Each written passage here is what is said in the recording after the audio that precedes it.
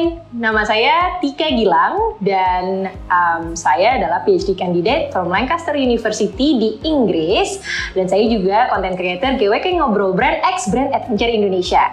Nah, nanti kamu akan bertemu dengan saya membahas topik-topik tentang brand. Kali ini kita membahas tentang apa ya? Dan kedepannya akan ada apa lagi? Makanya jangan kemana-mana, stay tune terus bersama saya Tika Gilang, biar kita tahu nih apa sih yang namanya brand dan apa aja yang bisa kita bahas dari dunia brand and branding.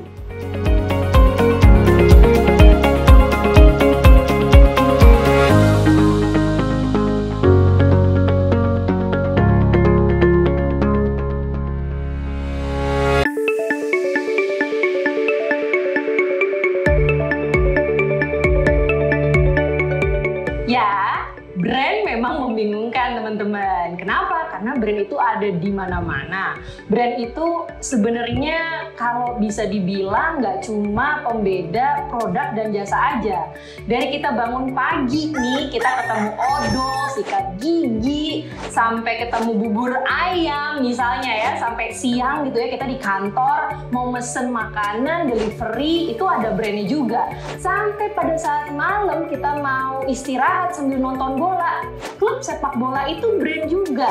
Bahkan ada yang bilang diri kamu sendiri nih yang lagi nonton itu juga brand. Kecil banget porsinya, namanya personal branding. Nah, kalau yang gedenya itu negara di tempat kita tinggal itu lebih gede lagi. Namanya itu udah country branding. Luar biasa ya brand itu. Yang enaknya sebenarnya definisinya sudah ada ajuannya yang didefinisikan oleh The American Marketing Association atau sebutnya AMA. Tahun 1960 nih, jadul banget ya, mungkin kalian belum pada lahir nih ya.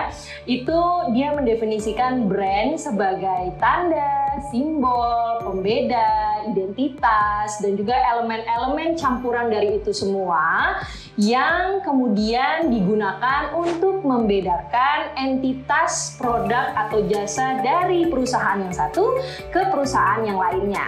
Definisi tersebut kemudian didukung oleh pakar branding dunia David Eker di bukunya Brand Equity di tahun 1996. Sama-sama jadul ya. Makanya definisi-definisi jadul ini sebenarnya udah mulai banyak dikritik oleh ilmuwan-ilmuwan yang terbaru, oleh juga para pelaku brand, karena dia nggak setuju. Brand itu nggak cuma pembeda loh. Kira-kira brand sebenarnya apa ya? Mau tahu?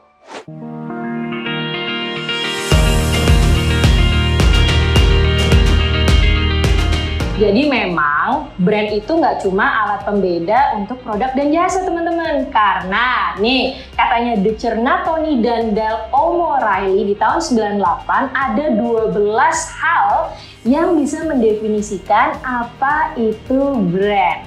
Yang pertama, brand itu adalah instrumen hukum atau bahasa Inggrisnya legal instrument. Makanya jangan lupa ya bagi yang punya brand, baik kamu pelaku usaha kecil, mikro, menengah, atau besar, jangan lupa daftar merek Anda ke lembaga hukum.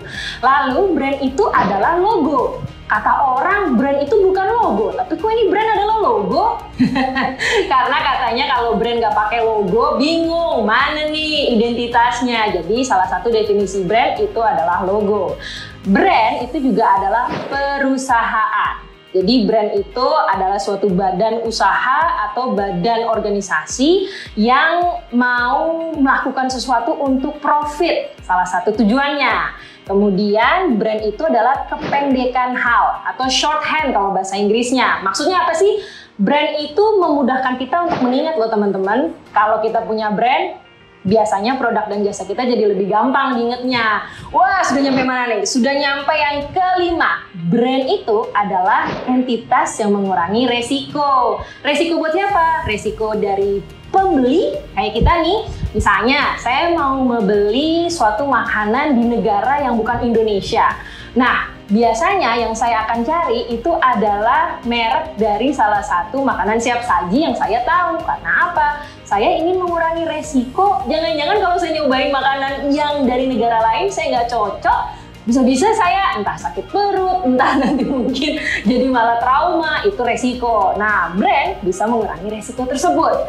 Nah, yang keenam, brand itu adalah sistem identitas. Kenapa disebut sistem? Karena identitas brand itu nggak cuma logo tok, banyak. Ada misalnya kemasannya, kemudian ada juga di situ narasinya, ada websitenya, ada sosial medianya, banyak kan? Jadi brand itu adalah kumpulan dari identitas-identitas tersebut. Oke, kita lihat yang ketujuh ya. Yang ketujuh, brand itu adalah citra perusahaan kita atau organisasi kita atau diri kita sendiri di benak konsumen. Nah, yang kedelapan, jangan tidur dulu karena yang ke-8 ini seru nih. Brand itu adalah sistem dari kumpulan nilai-nilai. Ini sangat penting untuk brand hari ini karena apa? Brand tidak hanya sebagai pembeda seperti yang dijelaskan di tahun 1960-an. Karena semakin bergeser di era modern seperti hari ini, yang ditanya konsumen itu ketika membeli produk kita, maknanya apa sih? Nilainya itu apa? Makanya nomor 8 itu brand adalah kumpulan nilai-nilai. Nah, coba ditanya, nilai brand kita apa ya selain harga yang kita sudah putuskan? Yang ke-9, brand itu adalah karakter atau personality. Kayak manusia ya, brand itu punya karakter, ada yang karakternya ramah, ada yang karakternya mungkin galak, ada yang karakternya misalnya tahan banting. Lihat deh karakternya, pasti yang kamu pilih sesuai dengan karakter brand yang kamu pengen. Terus yang ke-10, ini yang paling aku suka nih, brand itu adalah sebenarnya sebuah hubungan. Hubungan antara siapa? Antara konsumen dan produsen. Hubungan antara saya dan kamu. Karena ingat, kamu juga adalah brand loh. Ini yang paling saya suka nih. Jadi brand adalah hubungan. Yang ke-11, brand itu adalah nilai tambah. Karena dengan memiliki nilai tambah tersebut, dengan memiliki brand tersebut, yang namanya produk dan jasa yang kita tawarkan kepada pasar, itu punya elemen-elemen yang tadi saya sebutkan. Yang terakhir nih, ya akhirnya nyampe juga ya. Yang terakhir itu brand adalah suatu entitas yang selalu berkembang. Jadi pesan saya nih ya, sebelum kita masuk ke definisi brand yang Indonesia banget, kamu jangan gampang puas nih teman-teman. Jadi kalau misalnya kamu udah punya produk, udah banyak yang suka, udah banyak yang cinta sama brand kamu, coba tanyakan, inovasi apa lagi yang bisa kita lakukan? Itulah ke-12 definisi yang sudah dirangkum. Jadi kita nggak usah repot-repot ngerangkum, udah dirangkumin. Kira-kira kalau menurut kalian pribadi, definisi merek itu apa?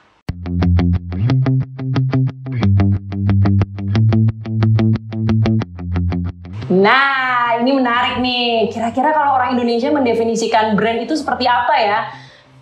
Sebenarnya macam-macam ya, kayak tadi kita jelaskan sebelumnya. Tapi paling gampang nih, kamu bisa lihat ke Undang-Undang Nomor 15 Tahun 2001 untuk mengetahui apa sih yang didefinisikan sebagai brand. Bahasa Indonesianya brand bukan merek loh ternyata. Ada yang tahu nggak? Boleh loh ditulis di kolom komen kalau mau.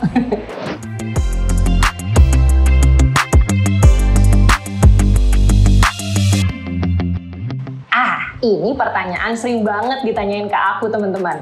Perbedaan brand, marketing, dan juga sales. Apa bedanya? Nah, oke, biar gampang nih, tapi mungkin bisa juga kamu punya penjelasan sendiri ya. Boleh loh kalau mau di-share. Kalau marketing itu biasanya mereka lebih fokus ke yang namanya bauran pemasaran. Apa itu bauran pemasaran? Itu ada 4P, yaitu product, promotion, price, and place.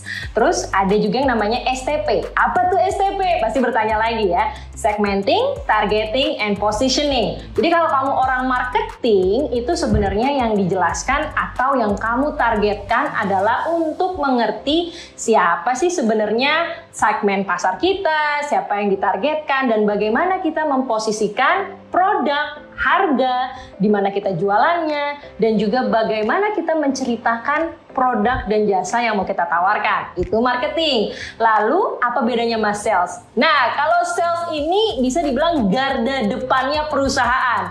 Karena dia orang pertama yang kalian temui ketika kalian ingin membeli suatu produk atau jasa. Sebenarnya sales itu bagian dari marketing loh. Di pas yang namanya perusahaan itu mengkomunikasikan produk dan jasanya.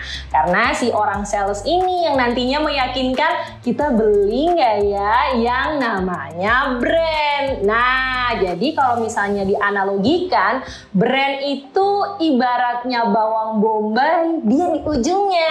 Jadi yang pertama itu kita ketemu sales, kita buka nih pedes. Nah, pedesnya si bawang itu ada di marketing. Tapi ujung yang kalau kita taruh di wajan dan bikin masakan kita enak, itu adalah brand. Jadi brand itu adalah inti dari semua hal yang ingin Anda tawarkan ke orang lain. Ingat, bisa diri Anda juga. Jadi, apa itu bedanya? Udah bisa dibedakan belum antara brand, sales, and marketing?